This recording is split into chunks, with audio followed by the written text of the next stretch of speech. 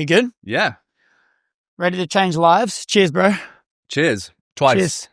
Ooh. Spanish style. Let's dive in. Elliot, what are your thoughts on people that like to complain? I'm going to piss off a lot of people straight away who prioritize comfort over actually doing what they want to do in life. I think complaining is completely pointless, and it's prioritizing making excuses rather than doing the thing. And Dr. Rangan Chatterjee, he said an amazing thing on Modern Wisdom once, and that was that a complaint is just a surprise at the natural order of life. And I think to tag onto that, it's also a sense of injustice being committed to you, because you can be surprised at life and you'll express it with happiness if you get a present for Christmas that you weren't expecting. But specifically complaining is this idea that something ought not to be that way, and you have a different conception of how the world should be. The funny thing is about complaining, a lot of the people that do it say also at the same time that nothing's true, they're moral relativists, and we just need to be ourselves. I am the center of the universe, right? But C.S. Lewis talks about this in Mere Christianity. He says, for a man to have a conception of a crooked line, he needs to know what a straight line looks like. The point being, if you think that nothing's true and it's all subjective, you have your own personal truth, shut the fuck up. You can't complain. You literally cannot complain because you don't have anything grounding what ought to be true. So complaint culture, it's prevalent more than ever, I would say, in 2025. And there are loads of factors backing that up and that have caused it. But ultimately, how does it serve you? I think that's the question we need to ask. And I love that you always ask yourself this, and we've been asking ourselves this constantly. How does it serve us, and how does it serve other people? Complaining doesn't do anything. It just is an emote rather than an actual expression of anything substantial. So I think the best thing, starting from core principles here, is to go back to the problem, analyze it, and see, how do I get better? How do I fix this problem, rather than complaining about it? Well, it just doesn't do anything for you, right? It doesn't serve anyone by complaining. Think about you're identifying it's a problem, and you're allowing it to be a problem, as opposed to just surrendering to the fact that this is life and good. You're going through a challenge. You maybe didn't get what you wanted. The outcome that you desired wasn't the thing that you actually got. So now you're disappointed and you're complaining about how the world's against you. When in reality, it's like nothing's ever perfect. And in fact, that's the greatest part about life. If you disregard all of the things that are hard, or you disregard all of the things that didn't go to plan, everything would be smooth sailing. There wouldn't be any uncertainty. Nothing would be valuable because everyone would strive towards it.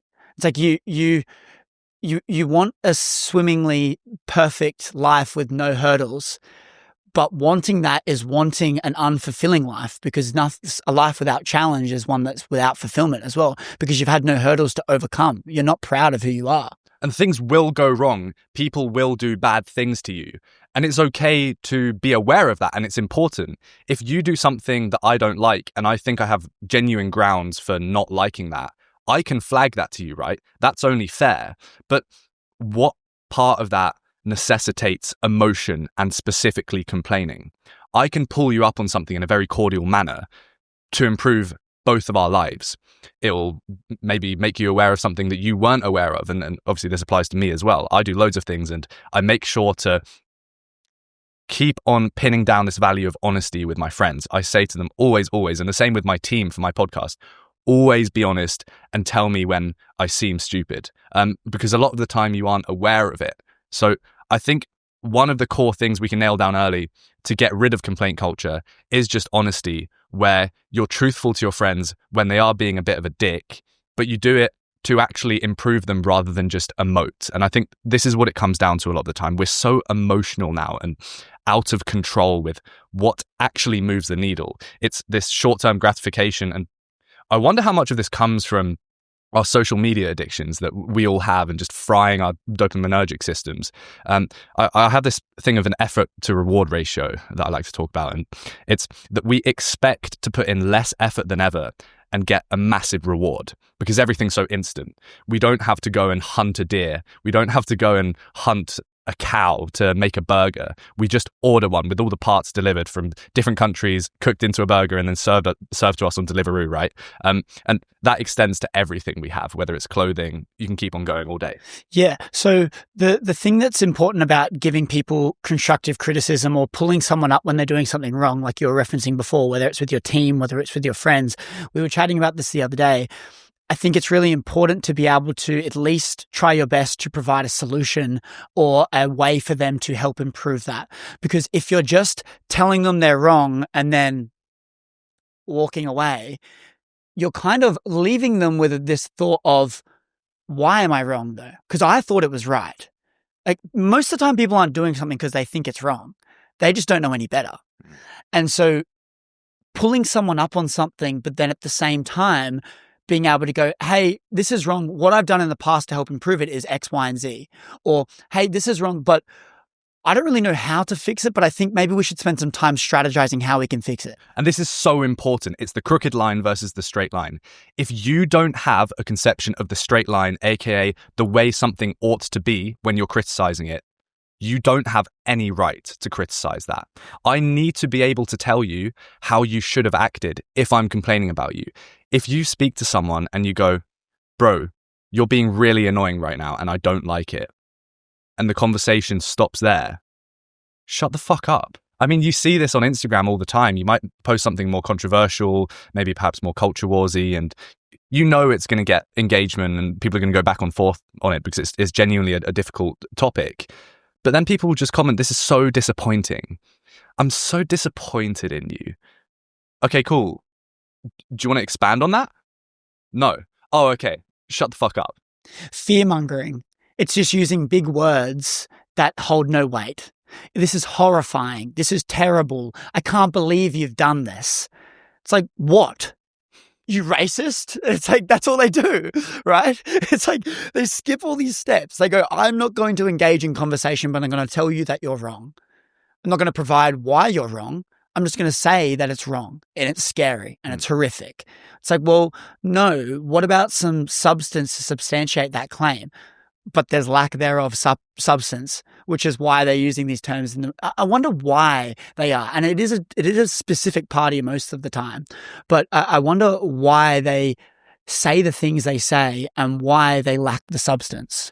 Yeah. I mean, let's take a step back here because it is completely understandable why people would do this. And it's interesting that it plays out differently between different political sides. I mean, I'm 20 years old and I don't know what's going on in the world and I'm trying to work it out. So I don't have any agenda with the podcast that I do. I just want to explore ideas and stress test them. Everyone, I push back on every guest. But makes two of us. Yeah. But I know you're secretly a right-wing fascist. Come on now. You were saying it before recording. That's a joke. What's interesting is I think the left weaponize emotion constantly. And they have good grounds for this because they worry more about identity and things regarding identity, something like racism. That's a serious issue that you should be concerned about. And if I actually didn't want to offer solutions and I wasn't using my brain and critically thinking more, I would do the same as them. I would just comment on an Instagram post that this is so disappointing if I thought that someone was racist, because it is. But you're not actually moving the trajectory of the world towards what you think is right. You're just emoting. So that's the left, weaponizing emotion and not having any substance to back it up. But the right, their problem in many ways is more dangerous because they weaponize truth. They prioritize truth and objectivity. Now that's a great thing if you're actually working towards truth. But when you say something's true and it's not, that's incredibly dangerous. That's more dangerous than knowing less and being aware of the fact that you know nothing. Why? Because if you're true, you're more confident. You have evidence to back up your claims, right? If you know that there's a lot that you don't know, you're going to be more open to be persuaded. And this is what I try and remind myself of every day. You know nothing. And it's easy to slip into cynicism and kind of an awareness that you're just this pathetic guy in the middle of a universe. So you need to be careful with that. But it's important to stay humble and realize that there's so much you don't know. Yeah. When I fly, I remind myself of that because I look down at a massive city and see all these lights and I go, I am so insignificant. Like no one gives a fuck about me and I'm so irrelevant. And I think it's humbling and I like that feeling because whatever high horse we can imaginarily put ourselves on, it's just not, I actually don't think it serves you in any way, shape or form. But the interesting thing is you mentioned their truth. And I passionately go against this in a lot of ways because I truly don't believe that there is a lot of truths. Everything's so interpreted. And that's why you can post something and it can get blown out of proportion and have 1,000 different people saying 1,000 different things because we're all perceiving something in different ways. Now, I'm not trying to deflect anything and say, oh, just fucking everything's a mirror, take your ownership. While I believe a lot of that to be true in my world, and I interpret that to be something that serves me, I also think that there's this thing around like agency with every party involved. Because if you're getting affected by something, the reality is you're choosing to be affected by that thing. And I think it's so much of a mental frame that is affecting us rather than the actual facts of something. You're making up a story in your mind based on what you've experienced, and that is influencing the way you're feeling by something. So if you don't like the way you're feeling by something, well, then why don't you just change the frame? It's like, I like to look at this, right? I go, if we look at the most life-changing moments in our life, they were probably low times. Now, in the moment, you did not enjoy that at all. But in hindsight, when you're looking back at it, you can sit there and laugh. So if you can laugh in hindsight, then you can laugh now. And that's actually like it's all mental. Maybe it's easier said than done, but we can't deny the fact that it's possible, right? Let's take this to bedrock a little bit because I think the point on truth is interesting. There's a philosopher called René Descartes, and he was alive in the 17th century. He came up with this famous phrase, I think, therefore I am. And he did this when he was sat in this heated room by a furnace when he was stationed in Germany in the midst of some wars. He locks himself into this room for an entire night and he just sits there thinking. And he goes, what can I be certain of? Or at least what can't I doubt? He goes, oh, do those trees exist outside? I don't know. It could just be my eyes lying to me. Does sound exist or any sort of musical instrument? No. I mean, it could be my eyes fooling me that the musical instrument is there, and it could be my ears just fooling me, these fake audio waves. And he sort of keeps on whittling away at the world until he gets down to the one thing he can't doubt. And that's that he's doubting. And that's where I think, therefore I am comes in. Because he knows that there has to be something to do the doubting, right? Even if it is a brain in a vat, there's something doing the doubting. So that's the only thing you can't doubt. Everything else is fugazi, potentially. The problems that came from that, and they were later challenged by Blaise Pascal, and very convincingly, who starts the opposite way, where, I mean, this is all, I'm not a Christian, but this is all sort of Christian philosophy and theology. He starts with God and then works his way to the self. Because the problem he had with Descartes is that Descartes prioritizes the self. It's the only thing you know exists, or at least that you can't doubt. And he's ever more relevant now, a 17th century philosopher, because we've got this same perspective on life now. You might not be real. And even though I've got this instinct to care about you and make sure that you don't come in harm's way, especially as a friend, I'm going to hold you close and I want us to thrive together, Chris. But you might not be real. So subconsciously, there's this level of prioritizing myself over you. And I think we always naturally do that to a certain extent.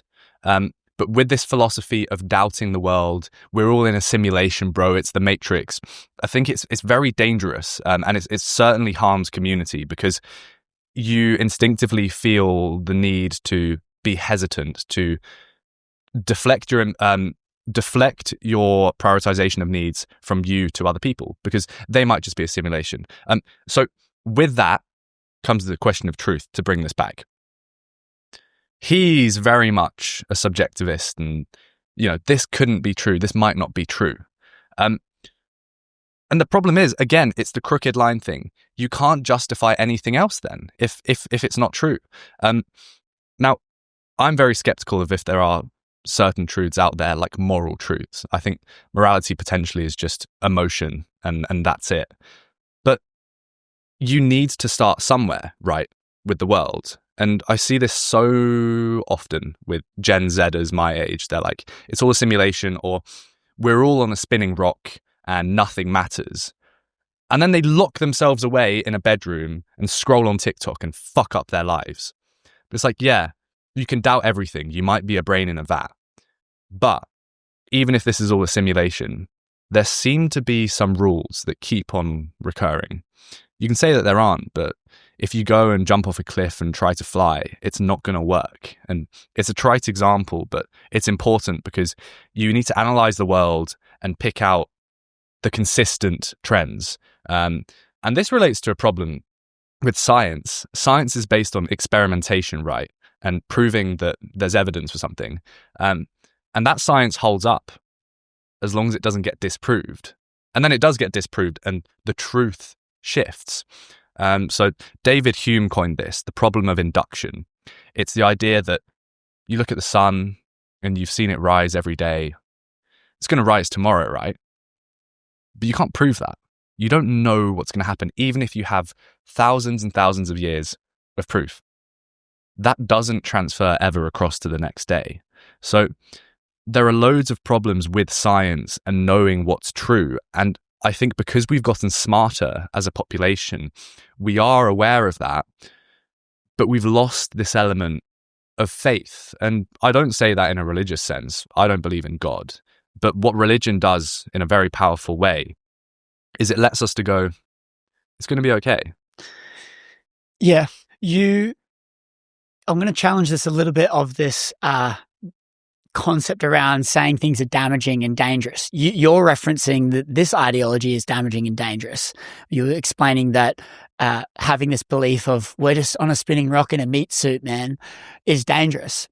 But I would argue that it's only dangerous in the event that you perceive it to be dangerous, because then if you are affected by it, you're perceiving it to be affected by it in a negative way. And the reason for this is because if you don't adopt that belief, think about the dangers of not adopting the belief. There's danger with every belief, because if you don't adopt that, then you get affected by so much shit and it just consumes your mind. Exceptions to the rule. It's not always the case, but there's so many things that people stress about and it consumes their mental battery for the day. They only have this one thing. They probably didn't even get good sleep because they were so consumed the night before doom scrolling on shit that doesn't serve them. So they've already got like this depleted battery for the day. And then they take that and get consumed by all the other things because they're believing them to be true. And so I think the broader conversation that I really think is very powerful is, what are all these imaginary truths that we believe to be true in our life? And do they serve us or do they not? We tie it back into what we said at the start. A constant self-analysis and have the awareness not to just be mindlessly doing all these things, to go, is this thing serving me? Is this thing not? Because what comes with that is agency. Okay, it's not serving me, but I'm still doing the thing every single day. Whose fault is that? Not what the people told you, it's you. Because every single thing you can perceive in a different way. And so for me, I look at it and I go, if we all take agency on all of the beliefs that we have. Now, people say, oh, agency of the life that we're living and all of this, but I like to strip it back and go, the beliefs, the identities, the things, the stories that we're telling ourselves. If we can just take agency on all of those and go, okay, things serve us, things don't, then we can actually start to improve our life, as opposed to just taking things that people say online as gospel and then running with them. And I think this is a powerful frame to believe. And I really don't even know if anything is good or bad, and if anything is dangerous or safe. This is where it gets a bit messy. I think that there might be a fundamental truth to do with our human psyche, such that we have the power to change a situation based on our perception of it. I think that would have evolved with good reason. But then it's kind of like, there isn't one truth in the sense of what works best, which makes sense. There's not going to be one path that is best for you or I in terms of achieving what we want to. It's just that there's one path psychologically to maximizing all the events that happen to us. And that's by taking agency, by taking responsibility, and by not complaining, by not being cynical, by always being optimistic. And, you know, I've started thinking that something like faith, the ability to believe in stories without the justified evidence, taking that little leap, whatever it may be, believing that your podcast is going to blow up, believing that you're going to get into the career that you want to. I'm starting to think that that's a fundamental necessity for human flourishing. Yeah, belief. You look at the person that believes in themselves more than the others, they typically would win, because most people's minds are their biggest enemy. And the biggest challenge in order to achieve some level of greatness is to beat that thing and not let it beat you. Because when your mind is against you, you have to spend all day with something and someone that does not like you, right? And the people that believe in themselves have a friend in their corner, not an enemy. And so when you look at the common denominator of people that achieve great things, they have absurd self-belief and self-confidence. They don't let the ego get in the way too much, but they're extremely confident with what they're doing. You know, even when we take you, for example, right? I've been observing you over the last week. It's fascinating. I really love it. I think it's fascinating, your confidence that you have, and it rubs off in a really cool way. There's a confidence when you're ordering your food. There's a confidence when you're walking into a restaurant, when you get into an Uber. You know, there's a level that you have of being able to kind of just pull the trigger and do things, and it's this really cool nature about you. And you have this care behind you. And I'm not just trying to like do this to you right now, but I'm being honest. It's been really good to observe some of your mannerisms and the way that you act. And I think when you look at that, you go, whether it's podcasting, whether it's whatever, you're going to succeed, because that's the thing that people need. And that's the thing that most people lack. Being able to have your head held high and hold your own and be confident in what you're saying and have conviction in your message and believe in the things that you're doing and be passionate and excited about the thing. Like when we're looking out the balcony and it's a view and you're like, look at this view. Like, this is my favorite view. So I'm like, the view's not that good, man. Like, have you been to like the beach before and seen the sky? It's like, but you have this like excitement about life. Do you think excitement about life and having confidence is an absolute superpower? Absolutely. And I think it's all about the story.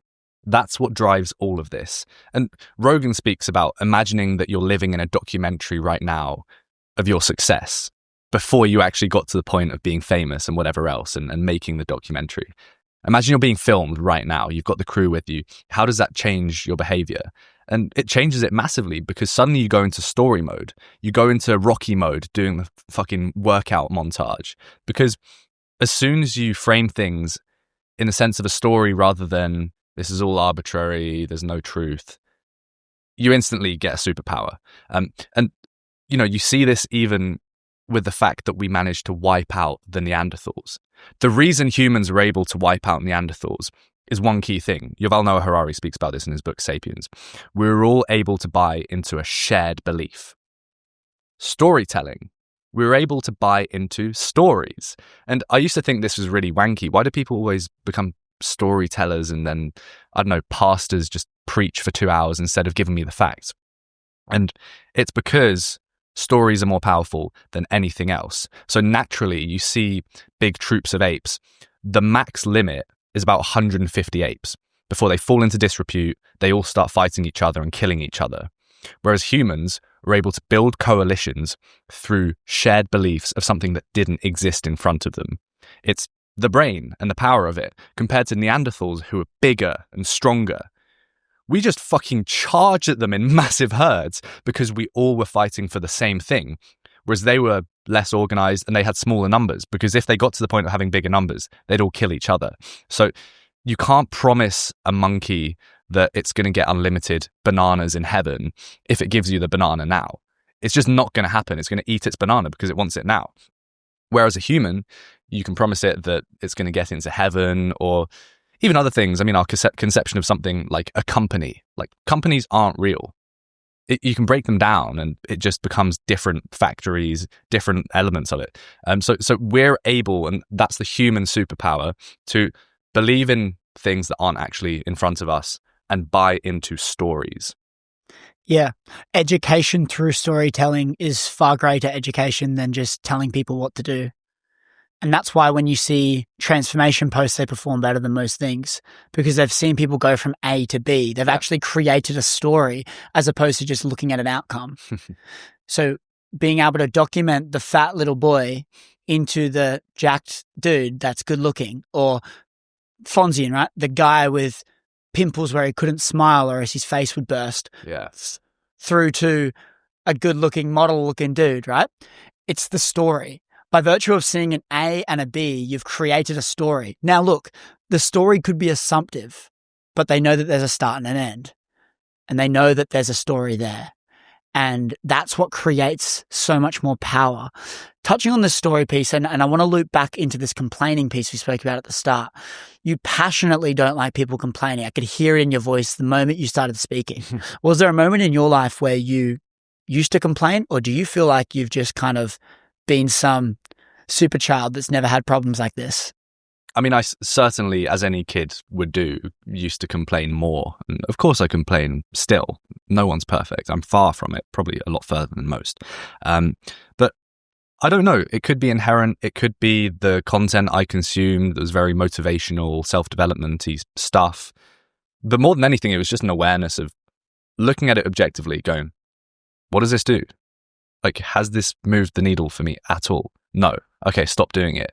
And then you look around and people are doing the same thing and they're wasting their time. I mean, I think a large part of it was at school. When I was in secondary school, I'd always see in the canteen, there were different tables, different groups sat there.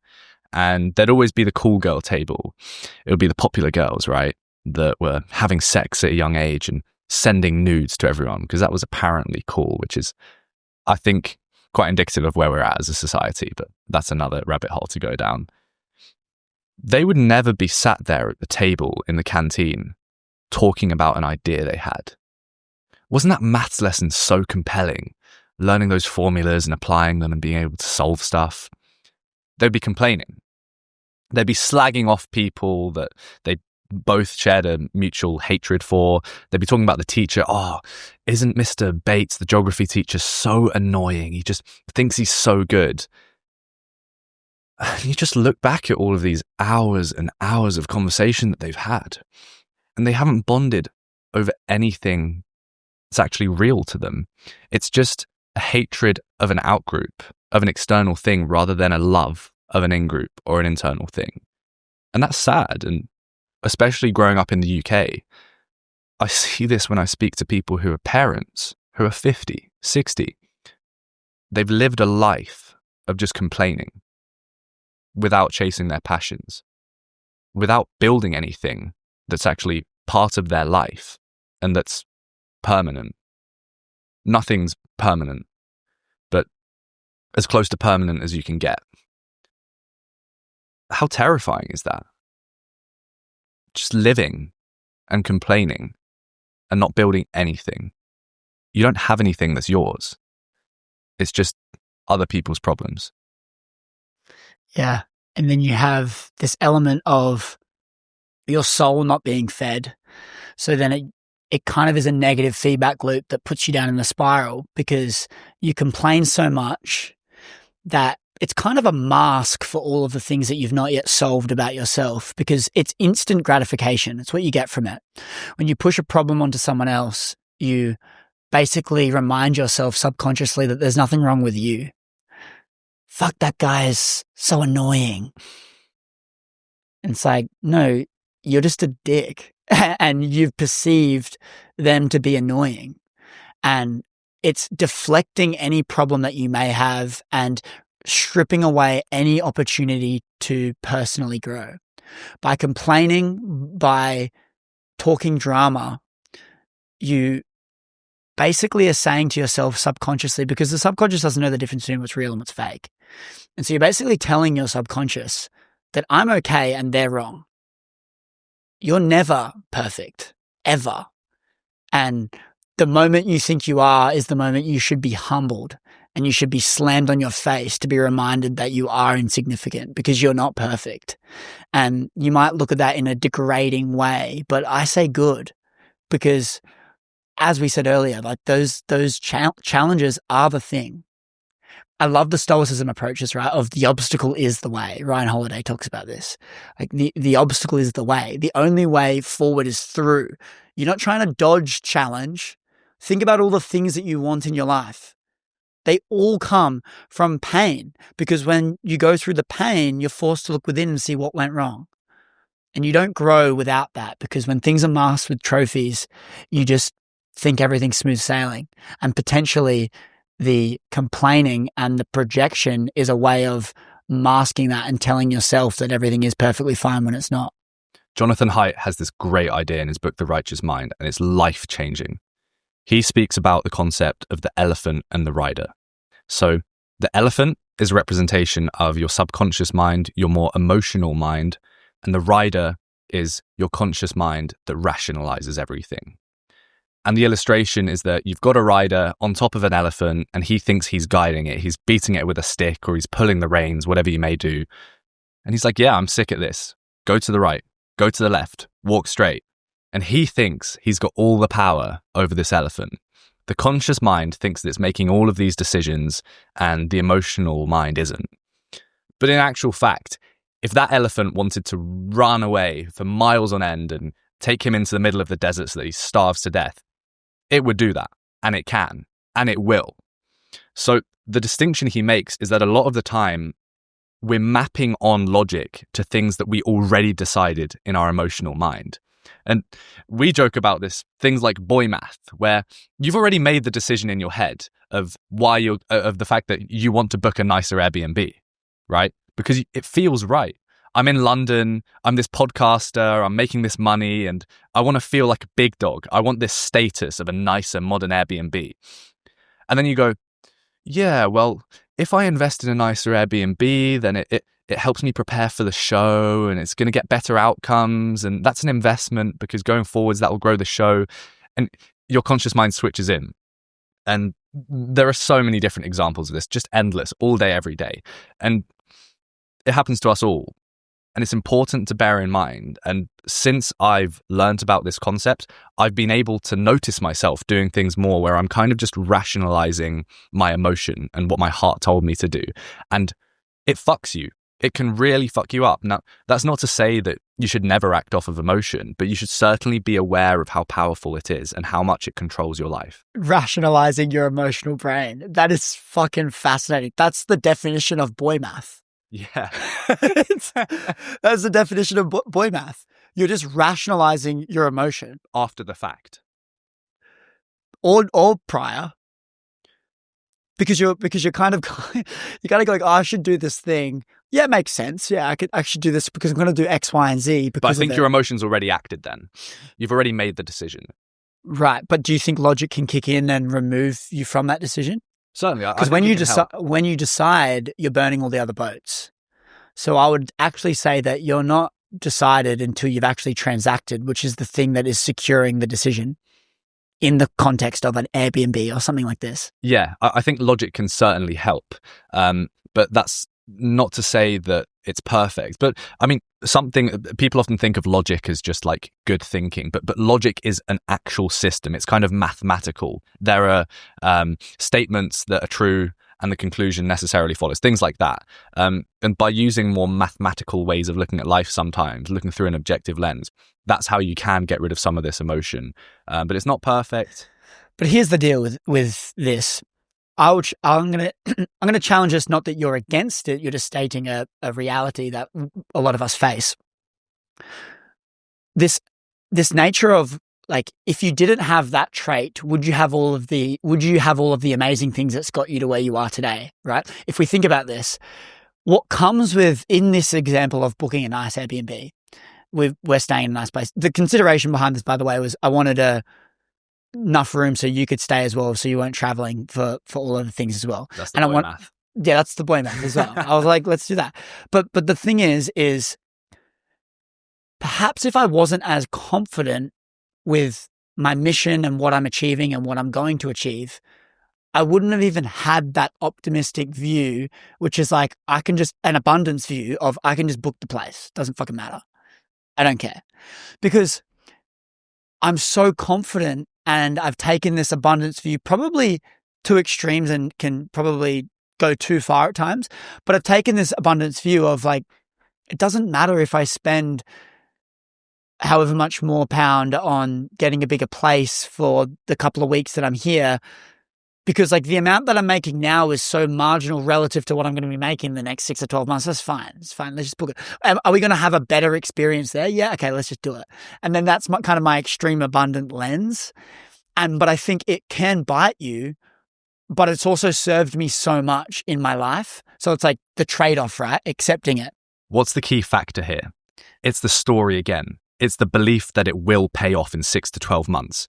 And because you have that belief, it will. Yeah. The problem is being guided by emotion, and you also don't have any story of your life that you're telling yourself. You're not working towards anything. And this is why I think emotion's not a bad thing. Again, it's the story. I think the retard like me with a story is going to fuck up the person that's mathematizing everything, left brain, cerebral approach to life, super hyper autism mode activated. I'm going to fucking beat them if I have a better story. And they'll beat me if they have a better story than I. Well, it just comes down to this confidence piece of, okay, you have a story, but do you believe in it? And do you fucking mean it? Yes. Because if you mean it, then there's nothing going through in the way of that. And that's emotional. And it comes down to deciding. People talk about manifesting, right? This fluff word. But all manifesting is deciding. You're deciding you're going to do something and you're disregarding the other options. And so for me, when I look at this, I go, you are deciding. And when you have decided, it's not a matter of do I quit? It's a matter of how long is this going to take? When you have decided on something and your mission, it's always perceived to be easier than the actual mission itself, because you embark on the journey and it's so much fucking harder. The people that quit are the ones that have doubt. And when you're so confident and you've decided on the mission, it's just a matter of, okay, well, let's change course. Let's figure out how we're going to get there another way. Let's jump over this hurdle. Okay, maybe we need to build a ladder to get over this hurdle because it's a bit big. But it's not a question of do we build a ladder or not. It's like, no, okay, we just got to do it. That's what happens when you decide. And when things come into life and you manifest your dream life, all you've done is you've decided that you're going to get there no matter what. And it's a commitment to the process, regardless of how big the process is. And I think when I reflect on my life, right, people ask me all the time, what's the thing that drives you? And I say, the thing that drives me is the fact that I set goals and expectations on the life that I wanted to achieve when I was in an extremely delusional state. I was so delusional when I was 16, and I had these goals when I was 16 that I wanted to be this multi-millionaire. And I honestly thought it was going to be so fucking easy. I remember I was looking at some notes. It popped up from like 2019 on this notes page. And I remember reading it. Just that I was planning out that I was going to make 20 grand a month there. I was going to make 40 grand a month there. This was going to be in the next 12 months. I was going to be 17, 18 years old. Delusional. So much harder. But because I set the expectation on the life that I wanted to live, when I didn't know how hard it was going to take, anything below achieving that, I'm going to be disappointed. And so I went, okay, well, this is going to be a whole lot harder, but I'm buckling up. I'm going. And so I think about this, and it's this ability to go, if you feel like quitting, and you genuinely do, you just haven't truly decided on what you want in your life. Because if you did, then you wouldn't quit. And for those that perhaps prefer something more quantifiable rather than just motivational storytelling, both are important here. I think humans also, through evolution, we're so adaptable to our situation. We return to homeostasis very quickly. We get used to getting the car or getting the bigger house, or the same way with things that are bad that happen in our lives. And with that, it means if you set these goals that aren't ambitious or none at all, you're going to be very comfortable staying in that state. And this is like the beta paradox, beta region paradox or something, where the hardest part is when you've actually got a 9 to 5 and it's just about paying your bills, because the discomfort's not great enough to force you to do anything else, but the comfort's also not great enough to make you fulfilled. So with that, it's just like, yeah, I'm aware of the fact that we're super adaptable as a species. So I'm going to set this ridiculous target. I mean, you see Elon Musk or other entrepreneurs like Tom Bilyeu, they set a goal that's for 365 days, and then they fast track it to a month on their team. They just drop it. Okay, this has changed. We're not doing this in a year. We're going to do this within a month. And then they fucking do it. So I think you need to be really careful with the goals you set yourself and err on the side of ambition. The interesting thing I think for both of us to consider is when that delusion can harm us, if it ever does come into conflict with reality. That's the big challenge here. What do you mean though? Why would it harm us if it comes into reality? To take an extreme example, fucking flying too close to the sun, thinking you can do anything and biting off more than you can chew. And I think you can counter that by things like gratitude and being humble and being aware that you know nothing. I often think about this for myself. I love debating people. I love speaking to people and getting different ideas and challenging them. If I'm not careful, very soon with my confidence, I will challenge someone to debate me who will destroy me. And that will be on the grounds of me wanting the fight and being guided by this sort of selfish impulse rather than analyzing it objectively. So I think maybe delusion isn't harmful as long as you're semi in control of other variables like emotion. But delusion is tied to emotion in many ways. So it's a difficult one to navigate. Yeah, well, delusion is meaning like it hasn't really been done before. There's one thing believing it's possible, but then there's another thing believing that you are capable of making it possible. Like you're the person that can bring that to life. That's where the confidence piece comes in, because I would say that delusion's required because it's not a path walked very often.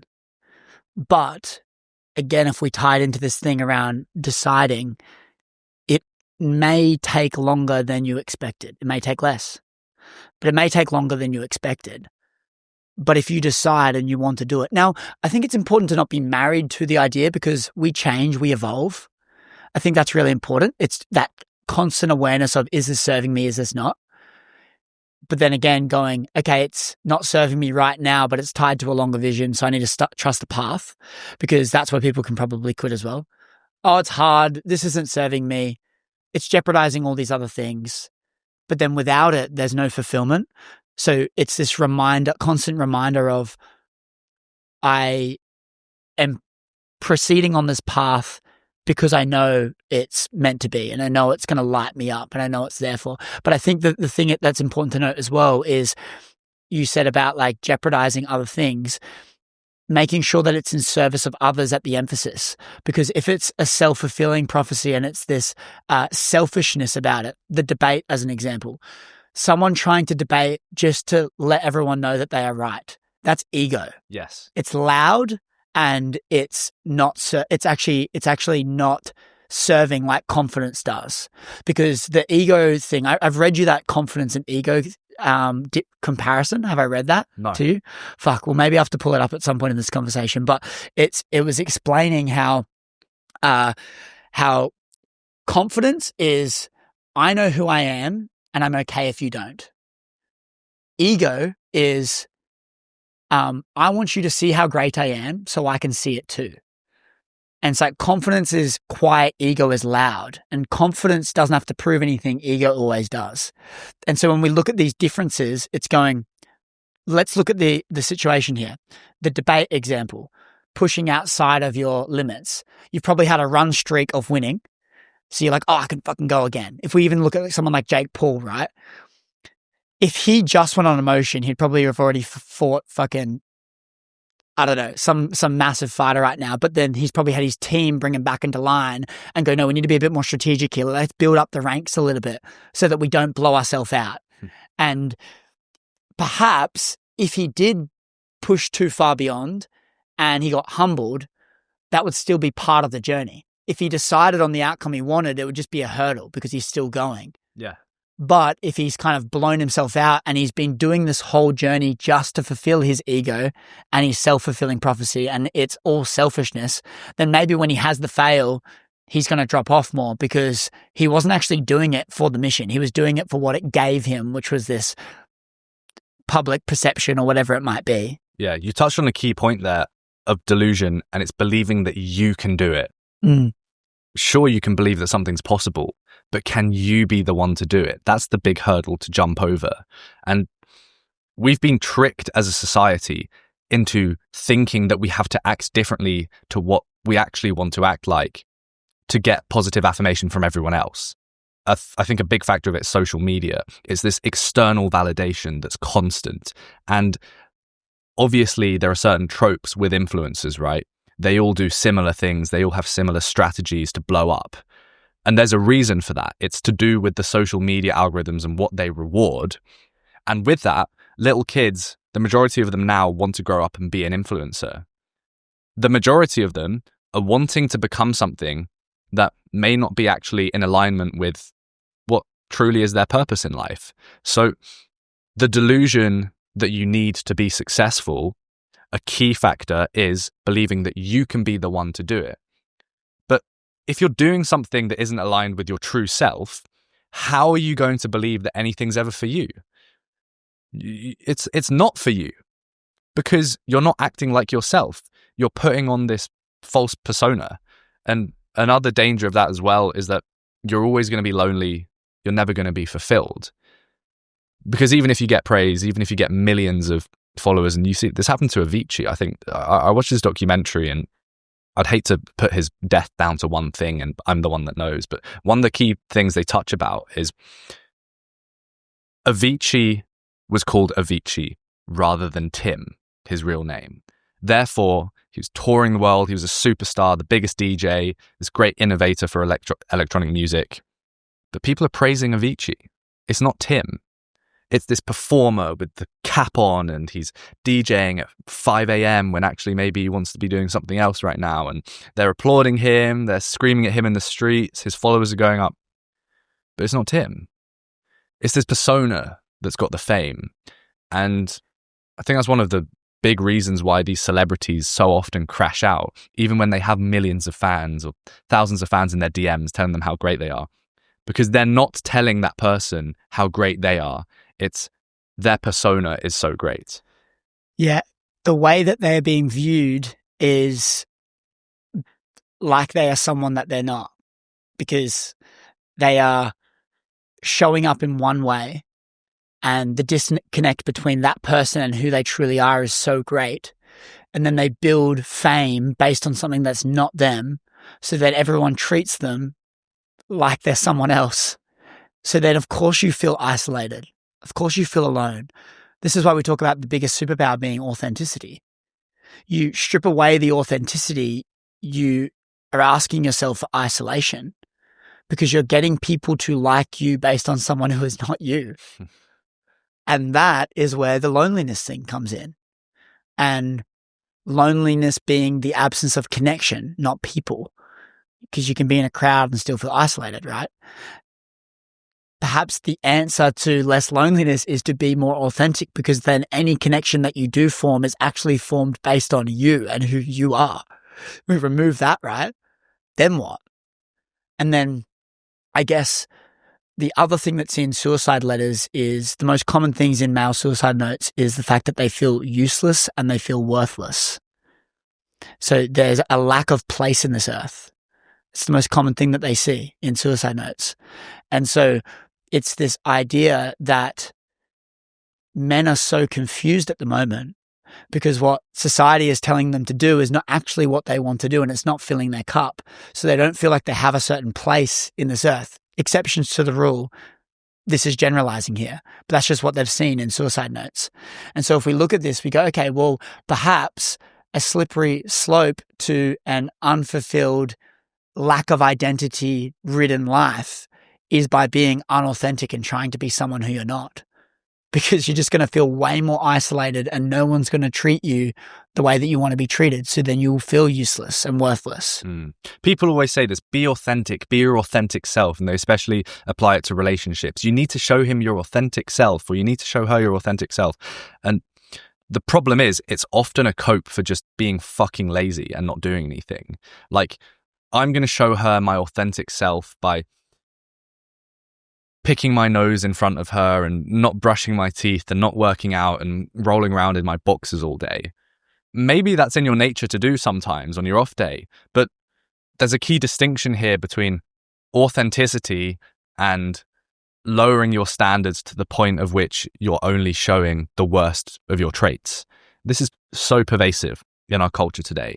It's a tricky one to challenge because on the surface and intuitively knee-jerk reaction here, that seems kind of authentic, especially if you're not putting it on. That's kind of what you feel in that moment. But one of the big sort of clashes here is authenticity with standards and responsibility and showing up for the vision of yourself in the future, because that vision's authentic too. You still need to aspire to be operating at your highest level, and you certainly want to be like that for other people.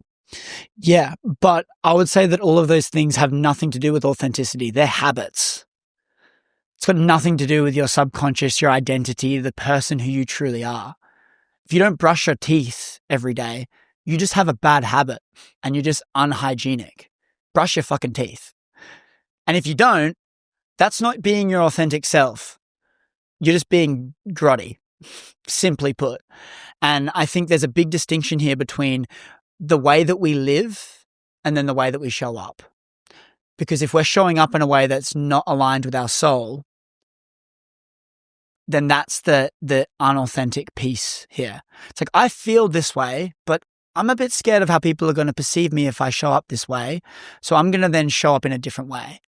And I guess when you're not truly confident with who you are, that's probably where you're less authentic. Maybe this is an interesting thing we can ponder on. What's upstream from being authentic?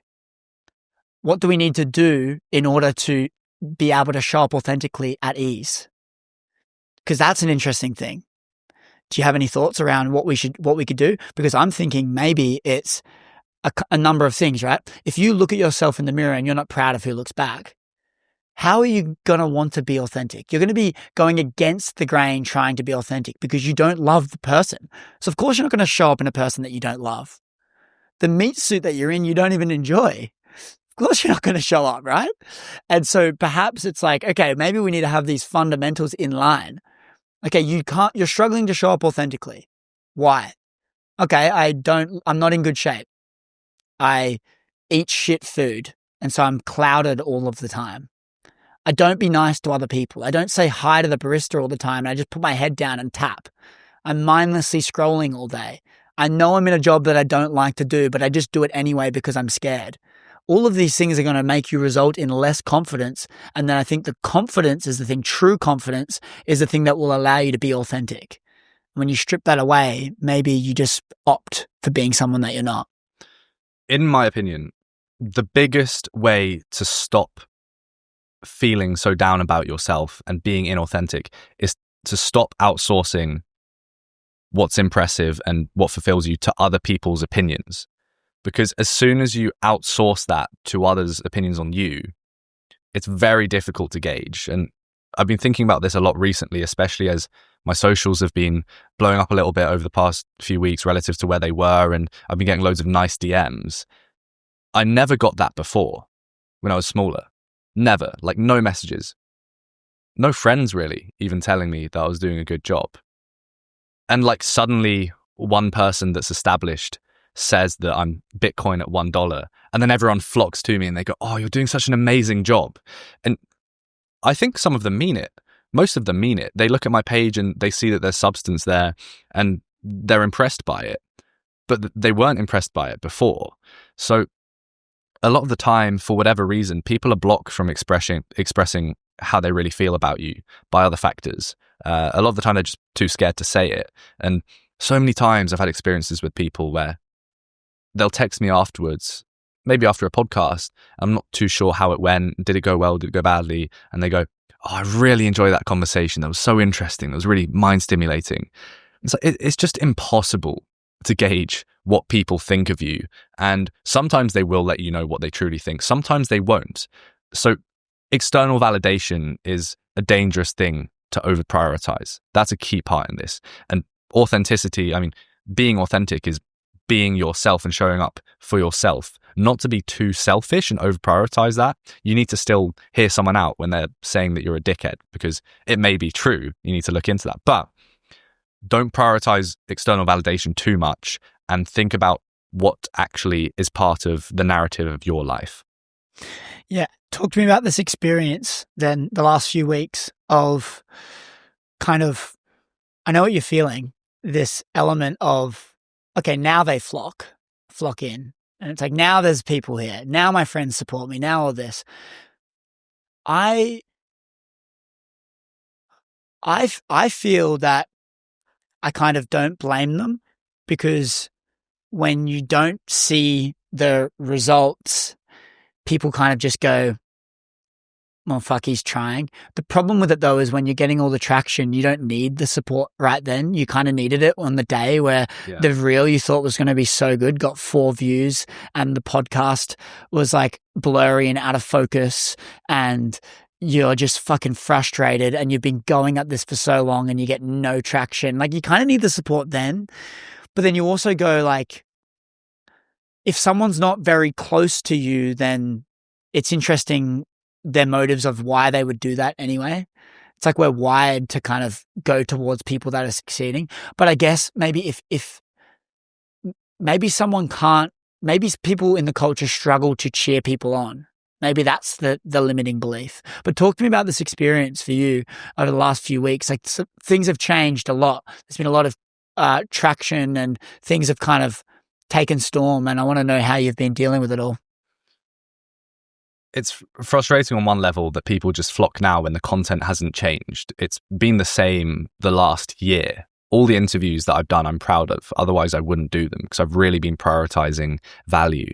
And that's different to someone else who's just doing podcasts. I mean, there are so many people in the UK that are like this. They're doing podcasts to get the views. So then when the validation comes, it's like, yes, I've achieved my goals.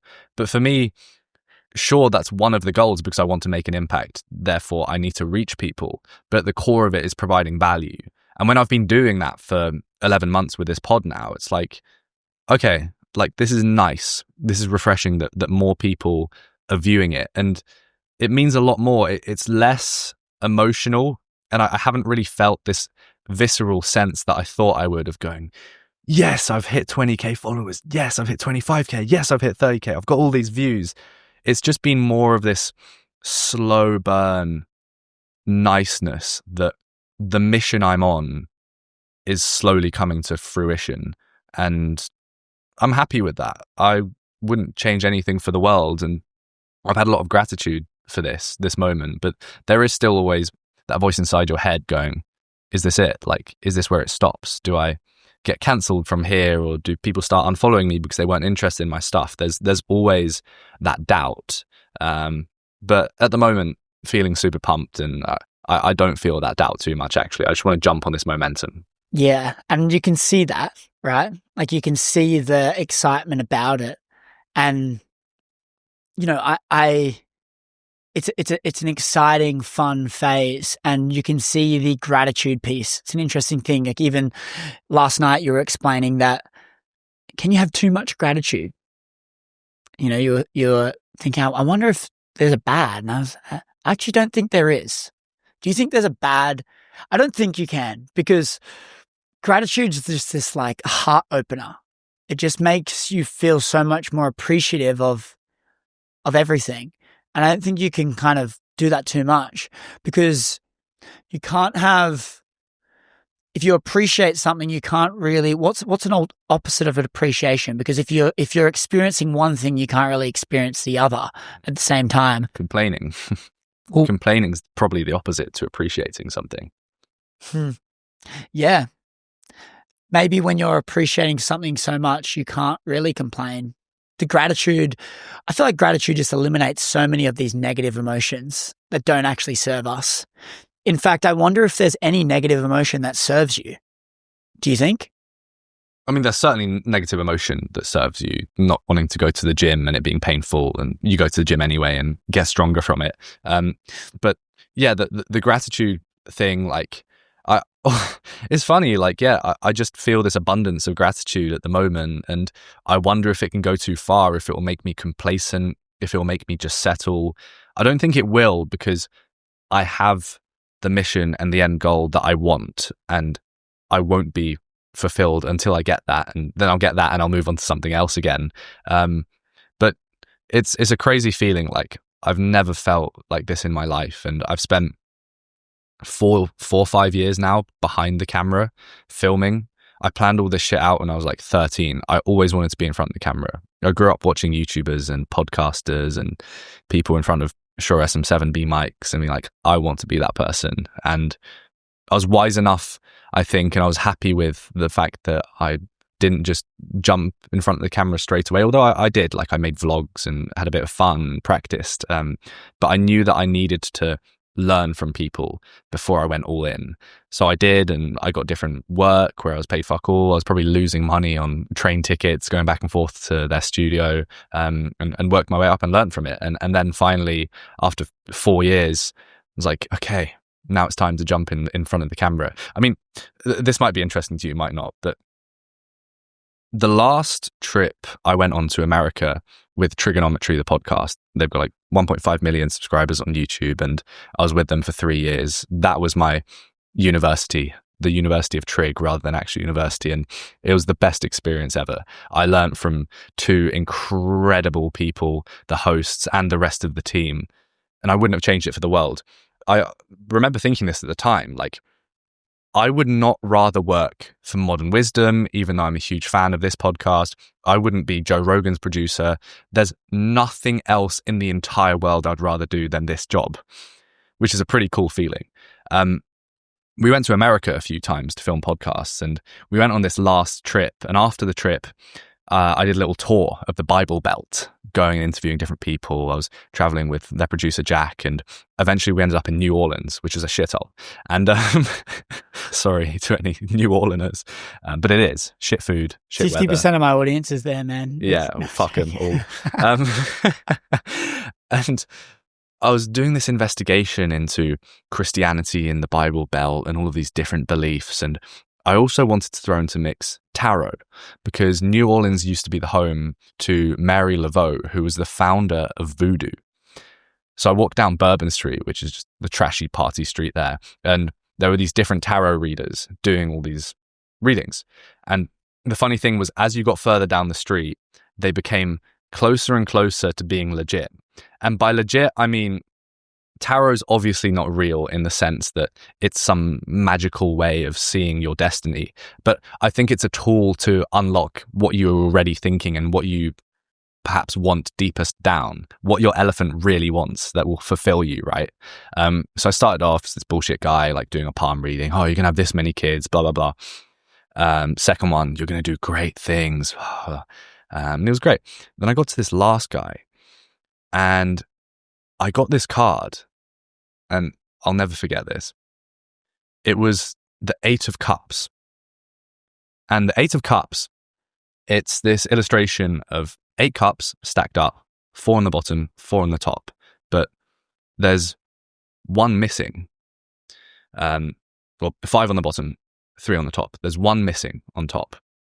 And in the background, there's this guy, and he's walking in the middle of this snowy terrain. There are mountains in the distance. He's got a stick over his shoulder with this sack of some food. And what the cups represent is everything in life that you wanted. Absolutely everything. You've got this abundance. You've got the best job in the world. You wouldn't fucking go and work with Modern Wisdom or Joe Rogan. You wouldn't rather do any other career, I don't know, testing chocolates or something wonderful. You have absolutely everything you could ask for in life. But there's this one cup missing. And this guy, he's turned around and he's just fucking walking off into the snowy terrain. And he's going to search for that fucking cup. And he's left all other cups behind. He's risked it all to find the last cup. And I remember I got this card. And at the time, I'd been wanting to do my own show for a while. And it was really annoying me, not being able to make my own content and have my own impact. And that trip was the first time I'd been filming something for my channel. And it marked the start of all of this. It was starting to turn around from all the cups I had to find that last fucking cup. And the next card along in the tarot journey, it's the Nine of Cups, and he's sat on this throne and he's found the last cup. And it means that all the other cups have elevated. They're worth even more than before because he risked it all to get the full set, and now they're even more fulfilling. So I don't know, let's see if I can get the 9 cups. Why do you feel like you don't believe in this stuff after experiencing all of that? I think I do, in the sense that I'm speaking about this so passionately because it really resonates with me. And perhaps it was something that I already had in me that I just needed to unlock and needed this visual representation of. I don't think it goes any further than that. So you don't think that there's an energy that connects everything?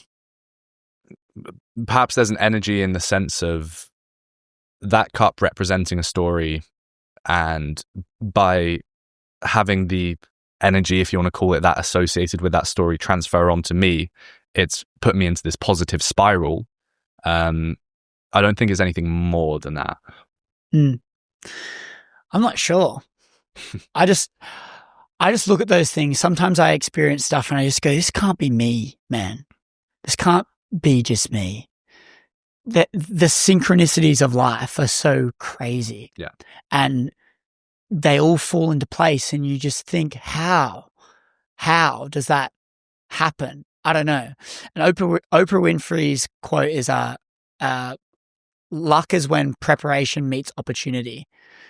And so you might call something lucky, but you've just been doing all the hard yards that are unseen. And that's probably, you could probably label that as preparation.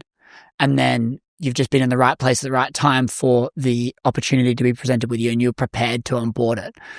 Because perhaps if you got told that, right, when you had maybe a job prior to that you might have thought was a fucking awesome job, maybe you would have just shut it down and not taken the leap required. Maybe it was a series of events that led you to a position to go, I need to take the leap. How long after that moment did you launch the show, and did you go all in? That month, I knew I was going to leave trigonometry and I wanted to set up my own show. So it was within 3 months I'd left. I'd made the decision and I'd risked everything. I mean, I was 18 years old. Maybe I'd turned 19 by that point, but I was still living in a flat that I rented from when I was 18 in London, paying rent.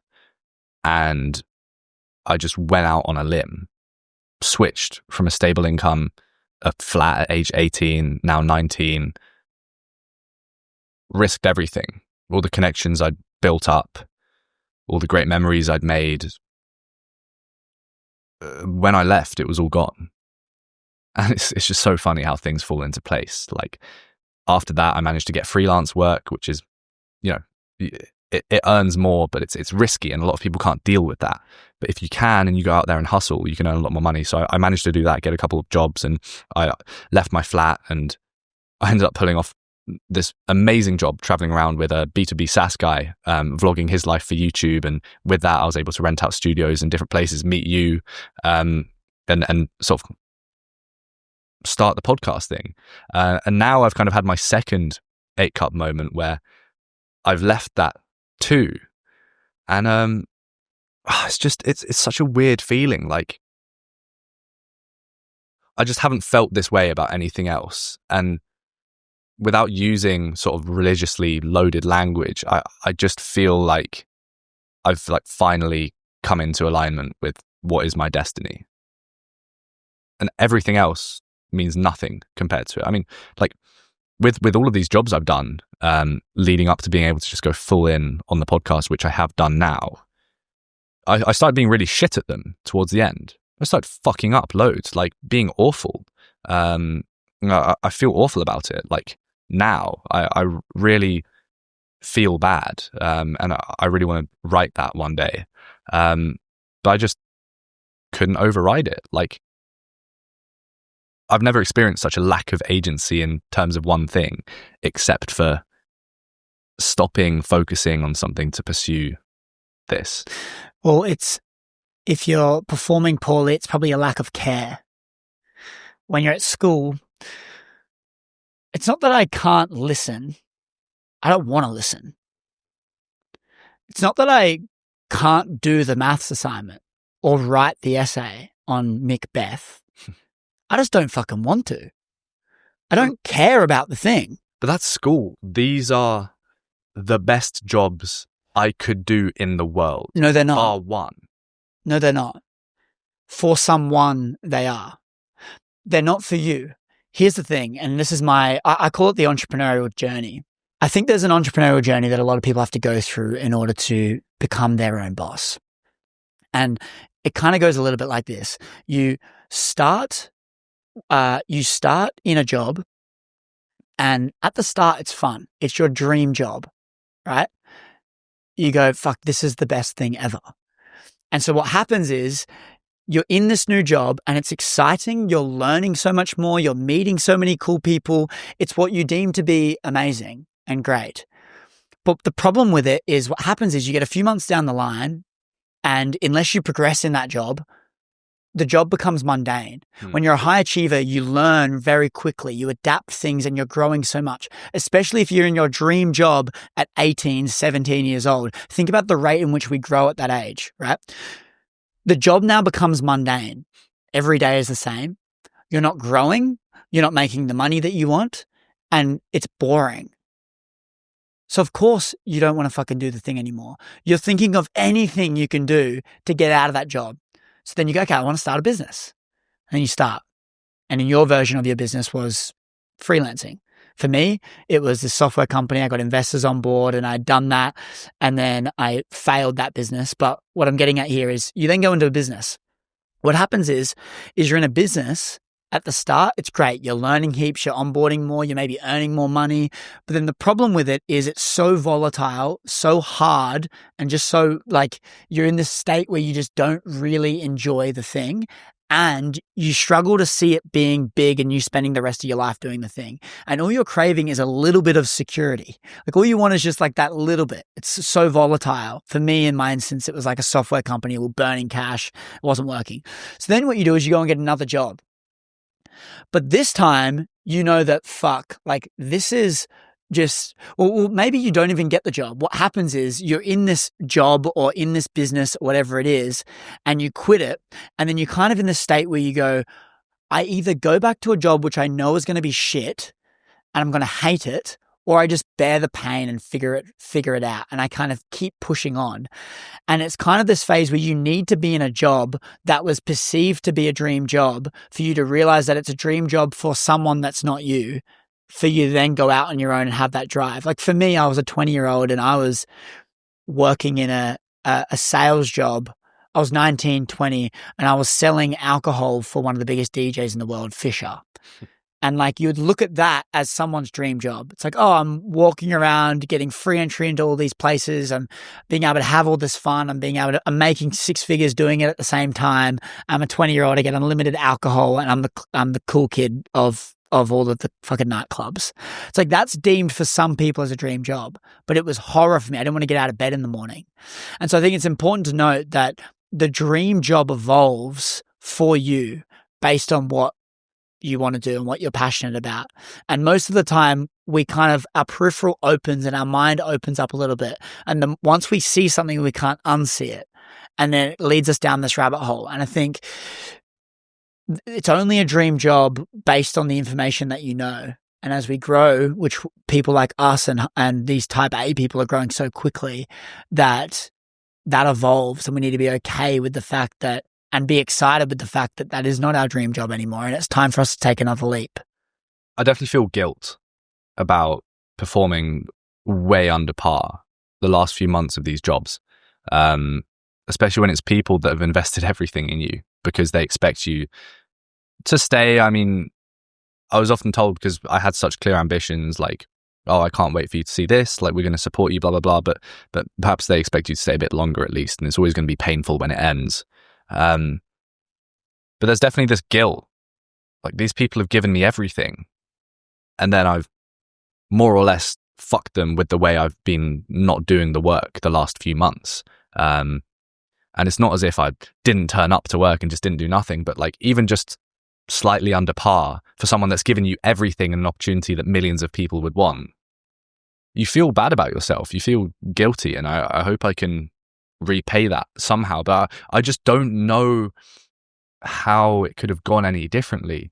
You're not a normal person though. And this is the thing is someone that's a business owner needs to recognize that the drive behind someone that's entrepreneurial is not the drive of an employee. And there's a level of agency that needs to be done, had with that. If you hire an entrepreneur to be an employee, they are going to be your best employee for 3 months. They're not wired in the way of safety.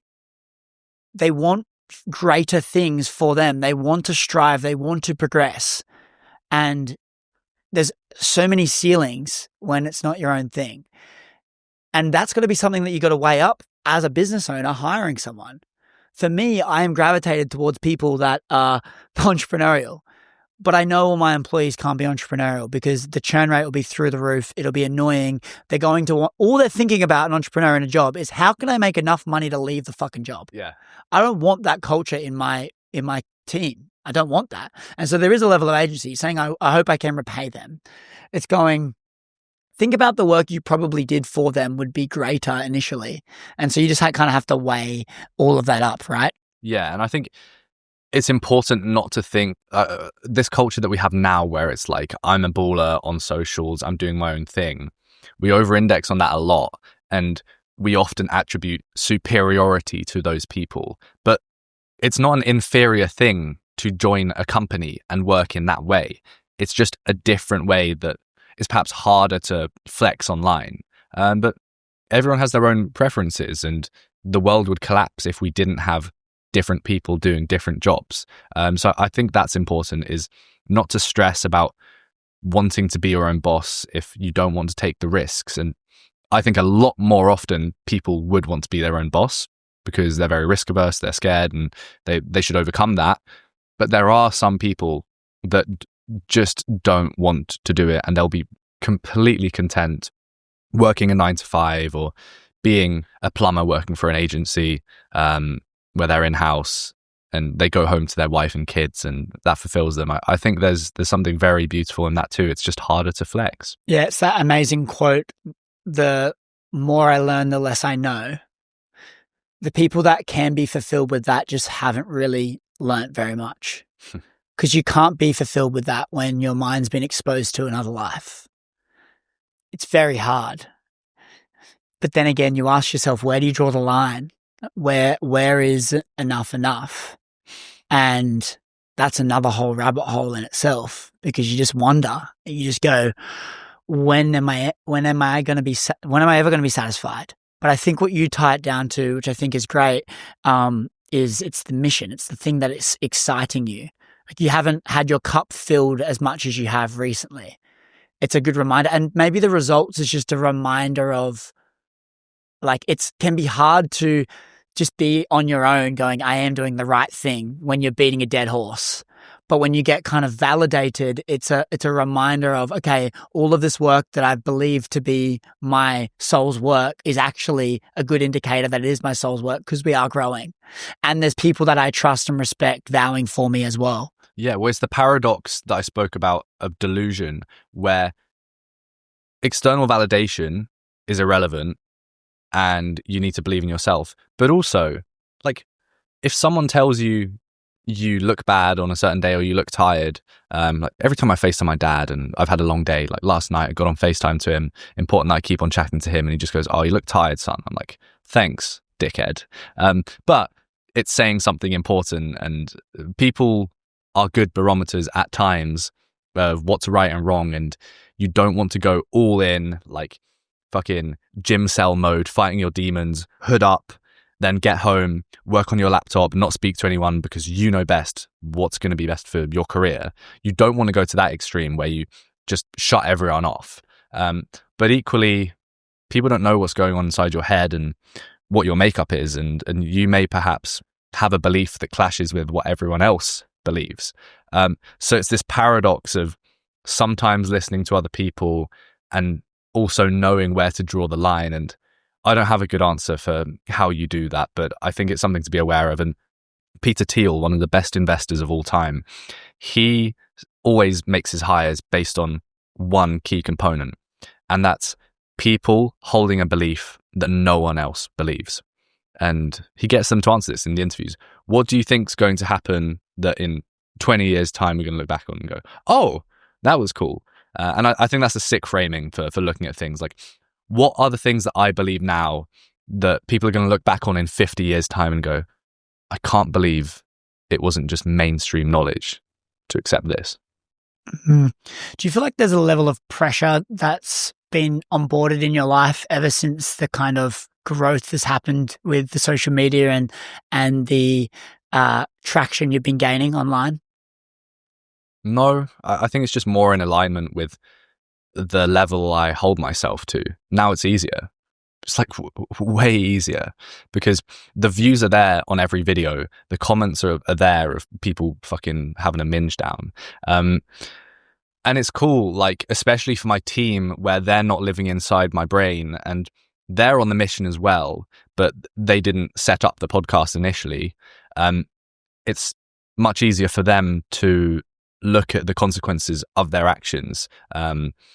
That's not to say they needed it, but it's certainly easier for everyone to just go, okay, this story's going live now and fucking 10,000 people are going to see it. We need to be careful here. You need to be careful. You don't want to get too careful. You don't want to change yourself. You don't want to change your ways based on external validation. But I think I'm the 97th percentile for disagreeableness. So out of 100 people, there would be 3 people more disagreeable than me. So I feel like I don't really need to worry about trying to please other people. It's kind of wired into me to not do that. So I've got the mission and it's easier to visualize now. Yeah. What about earlier you were saying that not even your friends were believing in you when you started out? Were you noticing that it was just a lack of support from anyone when you were starting out, or did you have people that were supporting you?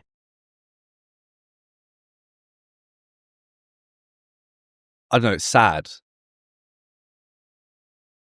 But I've just never felt like anyone's really fully bought into me. And I've had a lot of compliments at times and people going, wow, I can just tell you're going to be successful. But it ends there. It's a one-off compliment, and it's lovely. But those closest to me, I've never had that. It's just been relying on me and trusting in the mission. So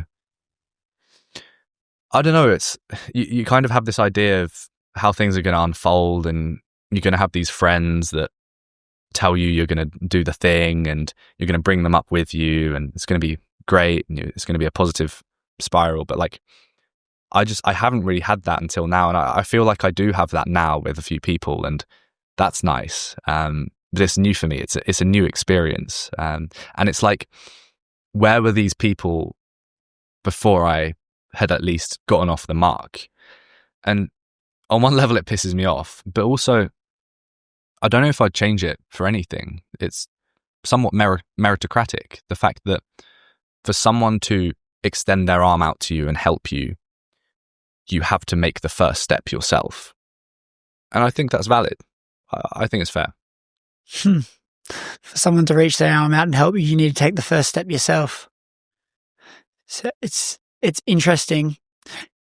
We don't want it to be that way, because when we've taken the step and got to the next level, they all come flooding in. It's not like if we look at a scale of support, it's not like it's gradual like this. It's like nothing, and then you drop off a little bit, and then it's like back down here, and then you get some results, and it's like, and so you need to build momentum in order to gain support.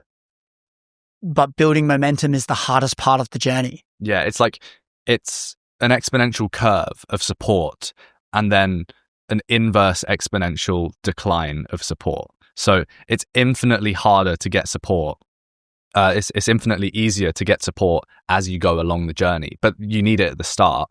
And then if you do a fuck up, it's infinitely easier for people to stop supporting you straight away, and then it kind of plateaus off. Yeah. When they are scared of their reputation because of you, even though they have a good relationship with you, is an interesting thing. Because, like, for example, when all the stuff blew out with me, one of my best friends unfollowed me on Instagram. And it was because of his page, and he was growing, and he's in the music industry, so it's very woke. And he unfollowed me so that he didn't get in trouble, even though we were like best mates. And it's this interesting thought where I didn't take it personally because, I mean, he never even messaged me or anything. His manager did, which is ridiculous because we were best mates. Ridiculous. But I just remember that going through, and I just went, this is so fascinating. You don't get support when you start out. You need to gain momentum in order for you to have support. Unless you've got someone that, what I find is people can support you if they've walked somewhat of a walk and they can see that you're going to be great. Like I remember sitting with you in Austin, and I was explaining a couple of things in preview clips and stuff. It's like you had everything. Like you were going to do great. It's like you've had all of the things in place. But it is very hard for people to see that if they don't even know what you're doing, right? You take podcasting for an example, like you're starting this thing. You're like, what the fuck? How do you make money from that thing? What are you doing? Like what? You're just talking to people, all of this stuff. So I get it. But the hard part is you need to gain momentum in order to have the praise. But then when you have the momentum, you're so much more sure on the journey. So you don't need the praise in that point. But then when some sort of conflict gets presented, like say for me, where I share my beliefs that I still believe in, and some people don't seem to agree with it, people that still like you as a person get scared that their reputation's going to get jeopardized because of their relationship to you. So then they don't support you. So the only people that are there to support you in the event that you're getting presented with conflict are not there either. And so the only time someone comes to support you is when you don't need their support. In what scenario are people supporting you when you really need it? Unless they're like very close to you and they have a lot of context, like your wife, which none of us have, or like I don't know, maybe your mum, which is unconditional love, but it's hard when you're trying so hard, but no one is even there for you. I wonder if it's possible to get support for the mission you're on ever when you need it. I'm sure you can get lucky and someone goes out on a limb and says, I'm going to help you out. But even looking at family members where it's unconditional love, it's a love of you as a person, not the mission you're on, which is the right way around. But they're going to go, are you sure you want to do this?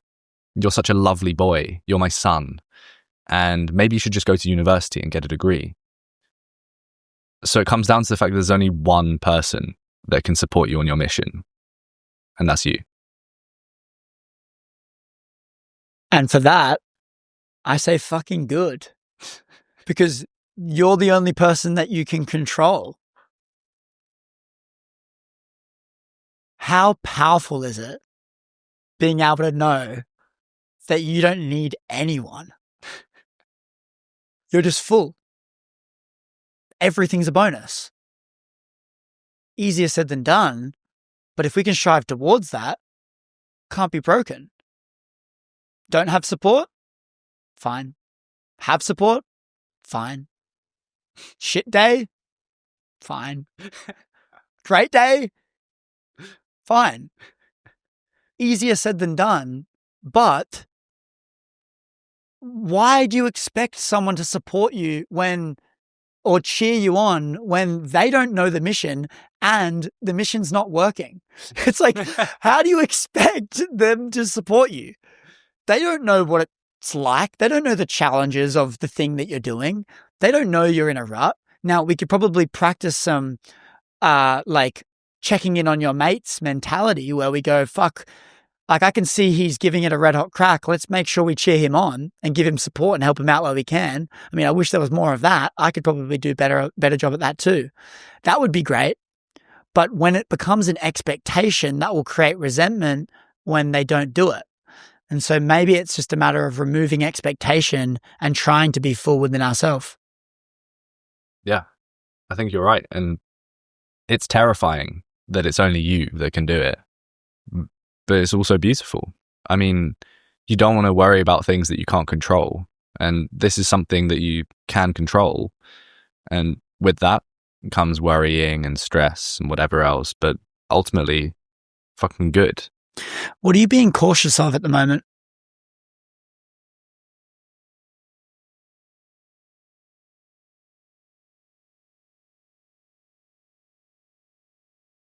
I think balancing where my focus is. So the thing about podcasting is there are two elements. There's in front of cameras speaking to someone and getting guests by going to events and being super social, because this is a social interaction that we are having. And that's, at the core of it, being able to be good in conversation and picking the right guests. And I enjoy that more than anything else. Like when I'm on set having a podcast, I feel the most like myself. This is coming home now. And I love the fact that there is a pressure of being in front of the cameras and the lights and the people are going to see it online. And with that pressure in an extended conversation rather than just a TV appearance, you kind of just default to your most basic instincts and thoughts and intuitions that you formed yourself over the last however many years.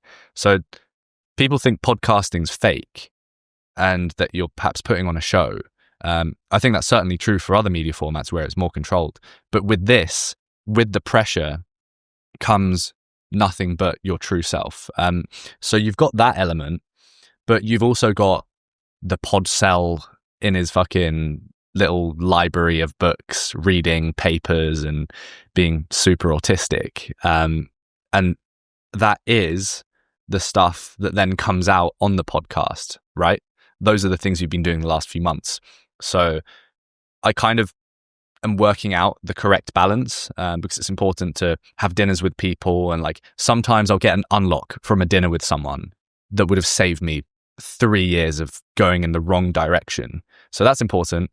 Then it's also like I need to delete Instagram and TikTok and Twitter off my phone and Snapchat and just sit in a room and read for the day.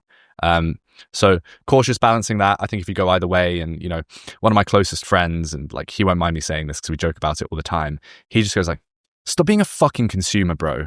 Like stop watching podcasts and reading books. You have everything you need internally. I'm like, yeah, that's cool, but what if you're wrong? But I get the point that he's making, and you do need to sometimes block out all the noise. There's a balance. There's a yin yang to getting external input and also just kind of refining what's already within. Yeah, I would say you have it all within. I think the emphasis here when consuming at excessive levels is to not take things as gospel and be able to just, again, have a really good filter. I want to commend you. I want to say I feel it's been so relieving hanging out with someone that's actually doing something similar. Yeah. I actually didn't, it's not what I expected. I had no expectation really, but I actually want to do this exercise with you straight after this or tonight or at some point. I think what we should do is figure out the closest path to doing all of the green light tasks and disregarding and delegating all of the red light tasks. Green light tasks being things that light us up, excite us. Red light tasks being things we don't want to do. And being in a similar space, the same fucking space, we can do this collectively and collaborate and get these outcomes. But what I want to come up with is, and I don't know why I'm saying this on the podcast, but I'm doing it anyway. They can be like, why don't you do the exercise right here? But I think what we need to do is figure out, okay, what are all the things that we love to do? Okay, I want to be able to read a paper and not feel guilty about reading a paper. I want to be able to just do the conversation and I want to fucking thrive at that. And I want to have ample preparation before that. Excellent. What are all the things that green light us up want to do? what are all the things that we're doing right now that we don't want to do, and figure out how we outsource them, what's the most effective route to achieve our goals, and then also how much is it going to cost? Okay, and then we can figure out how we make the money to do the thing, or where we prioritize funds, X, Y, and Z. But I think it just excites me, and it's been really cool spending time with you just from the aspect of like you're hungry and you want to win and you can see it, and that's a superpower. And I just feel like I've spent so much of my time around people, and it's no disrespect to them, but it's around people where I need to be my own motivator. They're not doing things that are really motivating me to thrive. And I want people that all it comes down to is they love what they're doing. If I can see someone that's so passionate about whatever they're doing, fucking whatever they're doing, but their eyes light up and they're excited, that will motivate me to do what I want to do and be passionate about the things that I'm doing. But when you've got people that are kind of going through the motions, you might be passionate, but you are some of the people you hang around. I don't care what you say. It rubs off on you so much. Yeah. This is why, like, I encourage people to move out of their fucking home if the dinner conversation is negative, because don't have dinner at a negative table. Just don't do it. Yeah. And I think it's been awesome to be around you, because I think for once there's someone that actually gets the mission, dude. Likewise. It's been so fun, and like even just trivial things like bringing home some chocolate because you felt like it from the shop, that sort of impulse hedonism shit. That's something I may do when I'm on my own. But then when you've got someone else who's in the gym, who's active, who's cooking healthy meals and putting in that effort, you're never going to do that. And it's the same with podcasting. Like yesterday, we got up at 5 a.m., did guest prep, I did 4 podcasts.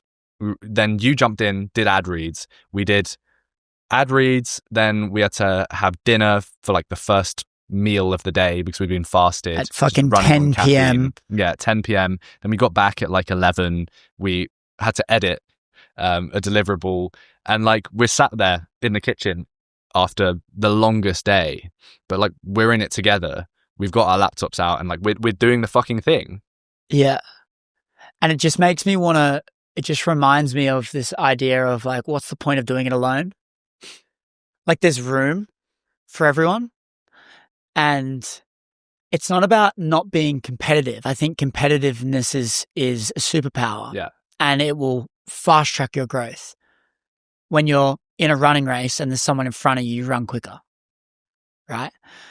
And so the guy at the front, if the goal is just to win and he's winning by a mile, he's not going to push, right? And so putting yourself in positions where people are hungry is a superpower. And I just look at it and go like, at the end of the day, there's only one version of each of us. And the ultimate goal is to be extremely authentic. And if we can be extremely authentic, there's no competition. We just need other people that are hungry and driven, that get you, that can support you on their own mission. You help them, they help you. We all win. And the biggest thing downstream from that as well is happiness and fulfillment. Like we've been having so much fun as well, fucking humping the shit out of the kitchen counter and messing around telling awful jokes, because like you've got the mission that's in place.